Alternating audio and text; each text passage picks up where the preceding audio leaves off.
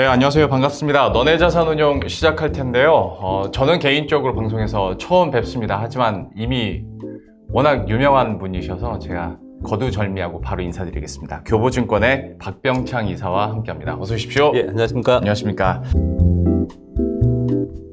저는 유튜브나 TV 통해서 많이 뵀었고 네네. 초대해 주셔서 너무 감사하고요. 그리고 이 채널을 보시는 여러분께 그래도 조금이라도 도움이 될 수 있는 컨텐츠를 말씀드리도록 노력하겠습니다. 그러면 대외 변수부터 체크를 했을 때 예. 이게 매주 조금씩 달라지긴 하는데 일단 연준에서 그 점도표를 보면 올해 2번 인하인데 예. 시장에서는 한 번 정도 인하하지 않을까? 그리고 오늘 뱅크 오브 아메리카에서는 아예 한 번도 안 할 수도 있어 라는 얘기까지 그런 얘기를 좀 하고 있습니다. 나오고 있는데 이 금리 인하에 대한 속도 조절이 과연 어떤 파급 효과를 가져올까에 대해서 좀 어떤 그림 그리고 계십니까? 시황을 움직이는 것은 이제 금리와 환율로 움직입니다. 환율 부분이 상당히 중요한 상황인 거고요. 네. 그리고 전반적인 상황은 이제 금리로 움직입니다. 왜냐하면 돈의 흐름에 따라서 시황이 움직이는 거죠. 올해 4차례에 걸쳐서 한 100bp 정도 할 것을 컨센서스가 시장대에 있었습니다. 네. 그런 것들이 작용을 하면서 더 시장에서 우호적인 상황이 좀 된 것은 분명히 맞습니다.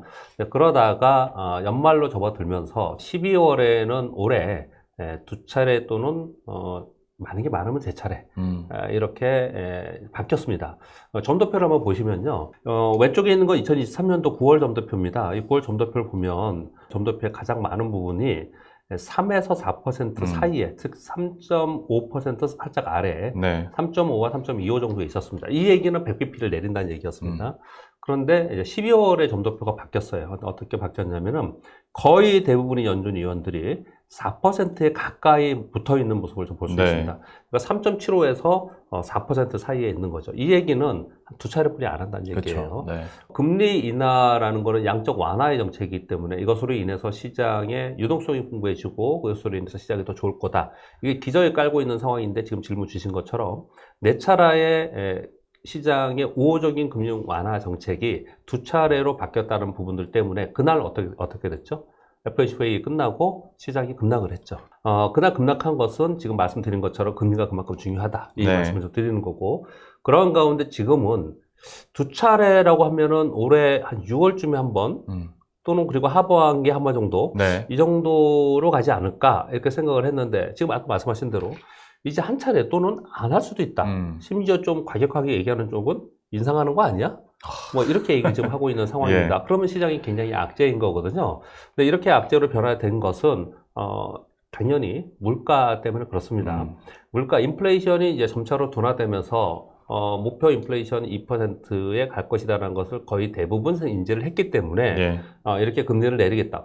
즉, 고금리에 계속 있는 상태는 결국은 나중에 문제를 일으킵니다. 고금리 상황이 되면. 그래서 금리를 점차적으로 낮춰야 되는 건 분명히 맞고, 그래서 올해에 그 횟수나 속도의 차이뿐이지 금리 인하할 것이라고 계속 얘기했는데, 왜 이게 한 차례나 아니면 못할 것이다라는 쪽으로까지 갔냐? 요거는 이제 트럼프 대통령 때문에 그렇습니다. 트럼프 대통령이 이제 취임을 하면서 소위 보편적 관세를 얘기를 좀 하고 있고, 관세가 높아진다는 얘기는 수입 물가가 높아지는 거잖아요. 그럼 이제 물가가 올라갈 수 있는 부분이 한 가지가 있는 거고요.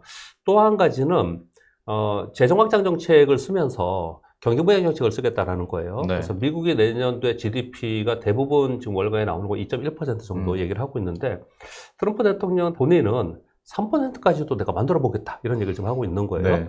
그러면 재정 확장 정책을 뭘로 합니까? 돈을 시중에 유동성을 제공하는 거잖아요. 그 돈을 어디서 납니까? 채권 발행을 한다라는 거죠. 그렇죠. 채권 발행을 대규모로 하다 보면은 그러면 채권 가격이 떨어지고 채권 수익률이 오른다는 거는 국채 수익률 오른다는 얘기는 그만큼 금리 자체가 오른다는 얘기입니다. 그렇죠. 그러니까 금리를 더 못 떨어뜨리는 그런 상황이 좀 된 거죠. 그리고 또 한 가지는 미국이 GDP 성장률이 둔화되는 건 분명히 맞긴 하지만 전반적으로 전 세계 경기하고 비교해 봤을 때 상대적으로 미국 경기가 좋단 말이에요.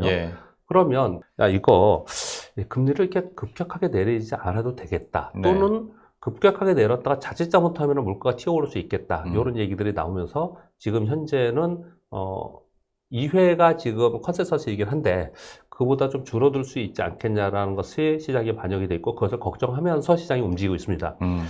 결론적으로 말씀을 드리면 미국 시장은 여전히 견조합니다. 기업들 이익도 잘 나오고요. 여전히 견조한 모습을 나타내고 있어요. 그러나 전체적인 큰 흐름으로 봐서는 미국의 금리가 뭐 처음에는 100bp 4번 얘기하다, 그 다음에 2번 얘기하다, 이게 점차로 줄어들면 줄어들수록 결국은 미국의 시장의 유동성이 다소 후퇴하는 것이기 때문에 네. 전체 시장에서는 악재로 작용될 가능성이 상당히 있다. 네, 그렇게 해석을 해야 될 것 같습니다. 그러니까 사실 근데 미국 경제가 좋아서 더 이상 떨어뜨릴 필요도 없는 것도 하나가 있는 것이고 네. 트럼프의 정책들을 보면 다 인플레 압력을 가할 수 있는 정책들인데 맞습니다. 또 트럼프가 좋아하는 건 금리 인하랑 달러 약세란 말이죠. 맞아요. 야, 그러면 이거 어떻게 되는 겁니까? 그러니까 말이에요. 트럼프가 취임하면서 시장에서 가만히 보면은 한편으로는 기대를 하면서 한편으로는 우려도 굉장히 많습니다.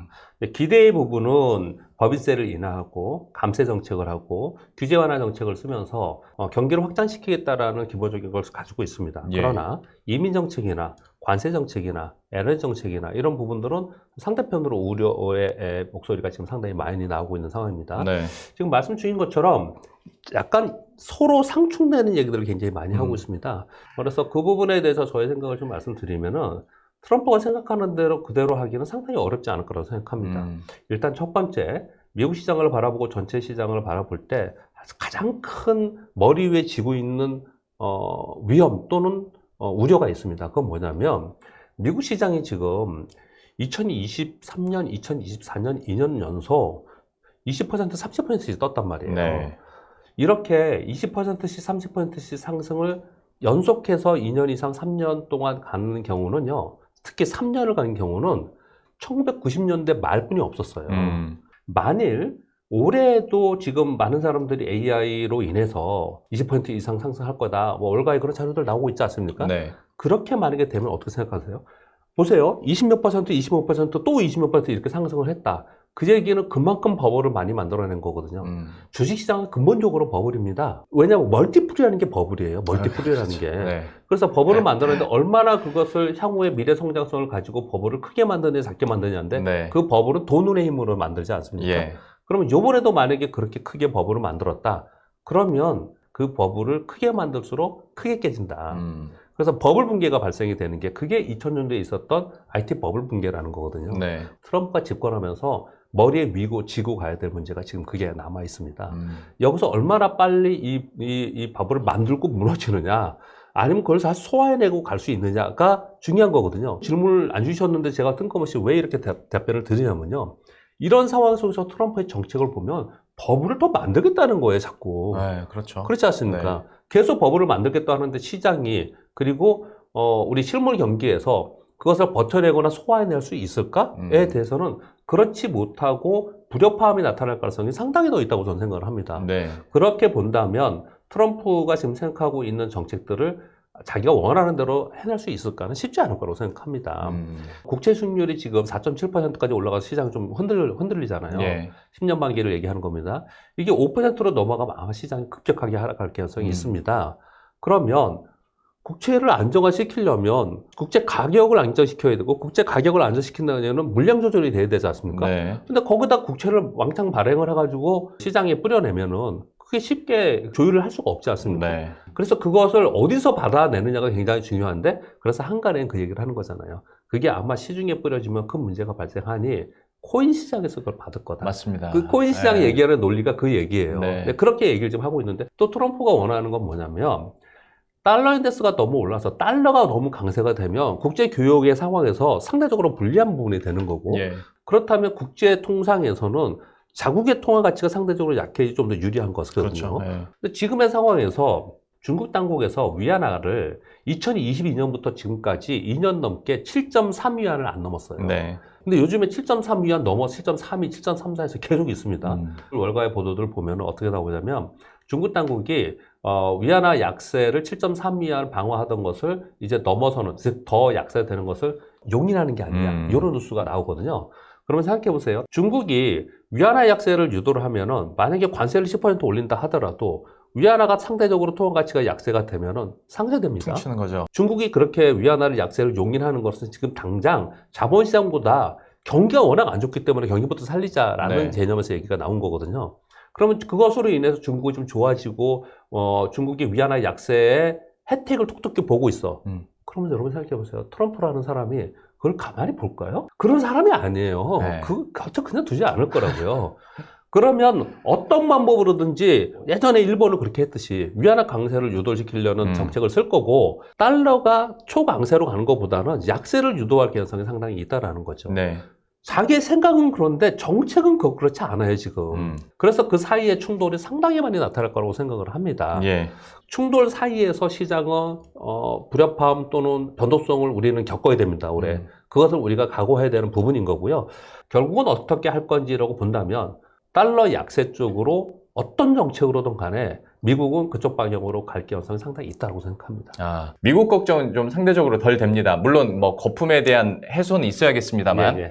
근데 문제는 비US 국가들인데 네, 예. 특히 우리나라 같은 경우에서는 앞에 환율 얘기도 해주셨지만 위안화 얘기해 주셨으니까 위안화는 인위적으로 약세를 기록하다 보면 우리도 연동될 수밖에 없는 건데 없습니다.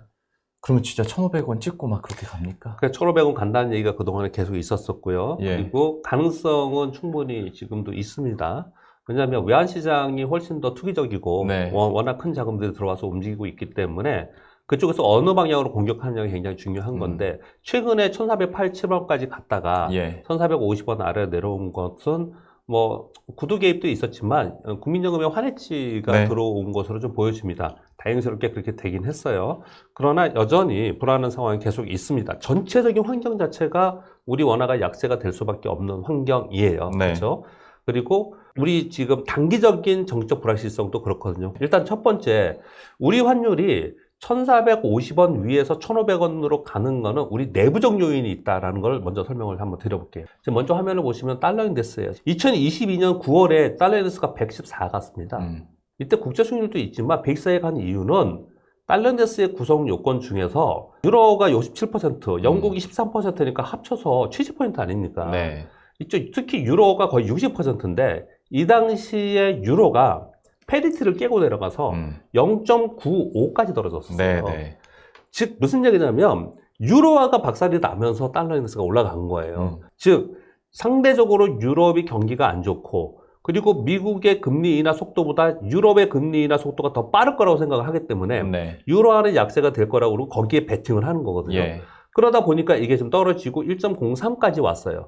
아까 말씀드리기를 달러 인덱스가 2022년 9월에 114였습니다. 지금은 109예요. 네. 2022년 9월에 유로화는 0.95였습니다. 지금 1.03이에요. 네. 그러면 아직까지 그때보다 텀이 좀 있지 않습니까? 예. 근데 우리나라 원화를 볼게요. 우리나라 원화가 2022년 9월에 얼마였냐면 1,446원이었어요. 근데 요번에 1,487원까지 갔지 않습니까? 네. 그래서 여러분 화면에 보시면 노란색으로 제가 이렇게 막 칠해왔는데 이 노란색 부분이 올라간 부분은 국제 질서 통화 질서 속에서 상대 가치로 움직이는 그런 부분이 아니고 온전히 우리나라 내부적인 문제예요. 이 부분은. 네. 그래서 1,450원을 넘어서 1,500원 간 요거는 우리나라의 정치적 불확실성 때문에 간 거예요.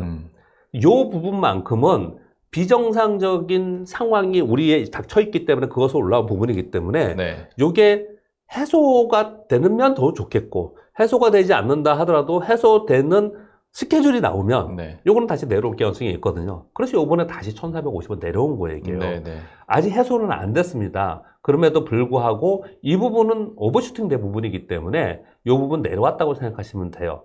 그러면 이제 요건 해결이 됐죠. 그러니까 1,500원 위로 올라가서 오버슈팅, 우리 혼자 오버슈팅 한 거는 우리 스스로 내부적으로 내려온 겁니다. 다시 1,500원을 향해서 더 올라갈 수 있는 부분이 있으면 이 문제의 정치적 불확실성이 아주 극단을 치닫는다든지 이거 우리가 해소가 안 됐으니까 모르는 거지 않습니까? 또는 아까 보여드렸듯이 달러 인덱스가 지금 유로가 1대1에서 깨져가지고 0.95가 아니고 0.9까지 막 떨어져. 네. 그래서 달러 인덱스가 115까지 막 올라가. 그러면 우리도 다시 1,500원을 향해서 갈 수가 있는 거죠. 사실 지금 유럽 흐름이나 미국 흐름들을 봤을 때 불가능한 얘기는 아니죠. 그렇죠. 네. 지금 유럽 경기가 상대적으로 엄청 안 좋습니다. 예. 미국보다. 통화 가치라는 건 한 나라의 펀더멘털을 얘기하는 거거든요. 네. 22에서 금리 인하를 미국보다 더 빨리 한단 말이에요. 맞습니다. 그러면 당연히 유로화가 약세가 되고 달러에서는 올라갈 수 있는 거거든요. 트럼프 입장에서 머리 아프겠죠, 또 이것도. 트럼프는 지난 1기 때보다 요번에 굉장히 어려울 거예요. 근데 뭐 어떻든 자기 2기에서 이제 마지막이니까 하고 싶은 거 다 할지 모르겠지만은 그렇다고, 예. 예, 모르겠지만은 지금 현재 그런 환경에 있고 우리가 1,500원을 넘어서 가는 거 쉽지 않을 거라고 저는 생각을 해요. 네. 지금 유럽의 경기가 안 좋은 게 하루 이틀이 아니잖아요. 독일이 지금 역성장한 게 2년 됐습니다. 그걸 다 반영하면서 빠진 거거든요. 네. 다만 뭘 우리가 지금 걱정을 하는 거냐면요. 1,500원을 가는 걸 걱정하는 부분도 있지만 그건 일시적으로 보는 거고 그보다는 우리 환율이 예전처럼 1,350원, 1,300원으로 이제 못 가겠구나.